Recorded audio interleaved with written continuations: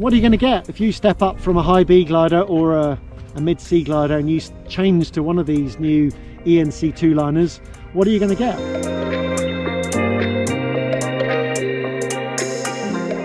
So that's where this ENC bracket is really actually become quite interesting for quite a group of pilots, because it's appealing both to pilots who are stepping up from high B or mid-C to pilots who are flying low D-class gliders who aren't really very comfortable flying that, or feel like it's a bit much for the amount of flying they're doing nowadays, and so want to step down and get more safety. It's not really they want to step down, they just want to get more safety and get more comfort.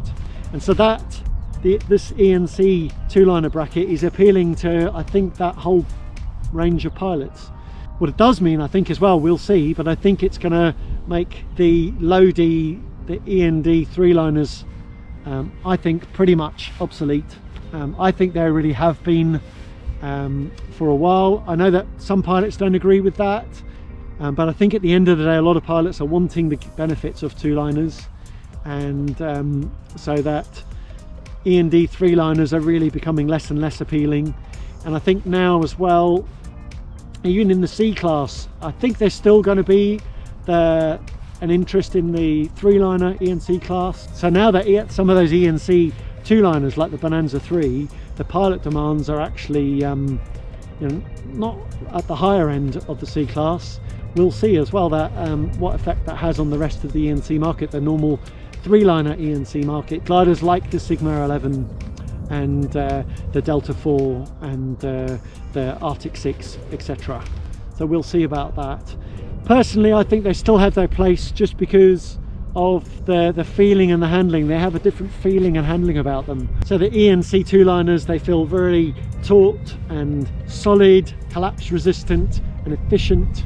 That's the feelings that come to mind, and they have an advantage in performance of varying degrees, but to me they don't have quite as much of a finesse and a feeling as, say, for example, the Sigma 11 is the one that comes to mind for me particularly. They don't have that quite as much of a fun factor as those gliders. The Supair Savage, that's another glider there that's got an aspect of 6.4, and that has a really nice connection and feeling to it. Actually, almost because the gliders feel a bit less solid and like tank-like and collapse resistant, the gliders they move around a little bit more, but not in a kind of uncoordinated way that's just the glider itself moving about. It's just telling you what the air is doing.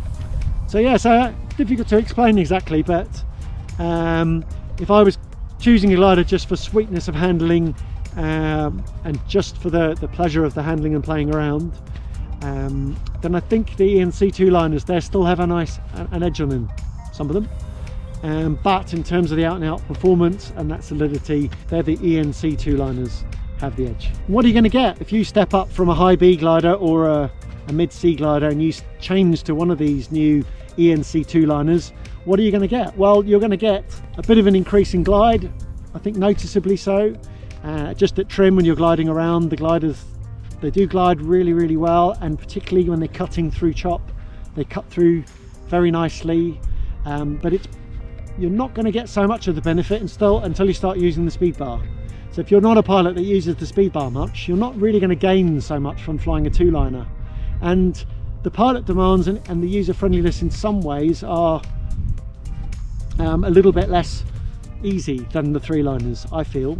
I mean, they're more solid and collapse resistant and feel solid, but just in terms of launching on the ground and the general kind of managing them in an SIV and things like that, I think the pilot demands are a bit higher. By that, they require a bit more finesse, and they're a bit less forgiving of errors and imprecise input. But where you're really going to notice the difference is when you start using the bar.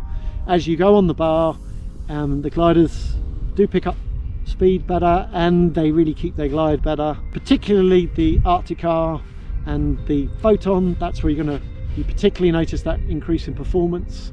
With the Volt 4, you notice it a bit, but not as much. And similarly with the Bonanza 3, I think you'll notice again, but not as much.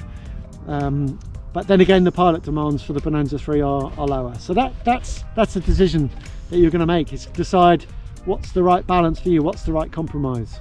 And generally my recommendation is it's better to err a bit on the side of caution than it is to throw yourself on at the deep end. Of course, that can work out sometimes, and you can jump and take the higher risk, and with flying that can work out and can make you the hero of the day, and can work out, and you can take a jump in your flying. But sometimes you know, elite becomes before a fall. So it's sometimes, on average, it's better to take progressive steps. Yeah, and I just want to emphasize that I really am genuinely impressed with all of these new ENC two-liners. Kudos to Air Design, they're the ones that got one out first with the Volt 4, and it's still a very good glider, and still performs really well. See our review about that. I won't start doing another review of that again.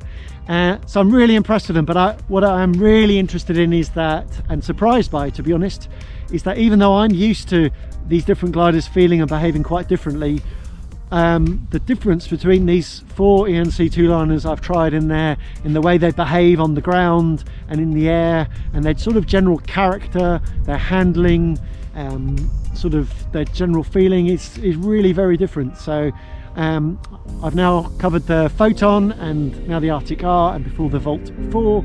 So in another review I shall cover the Bonanza 3.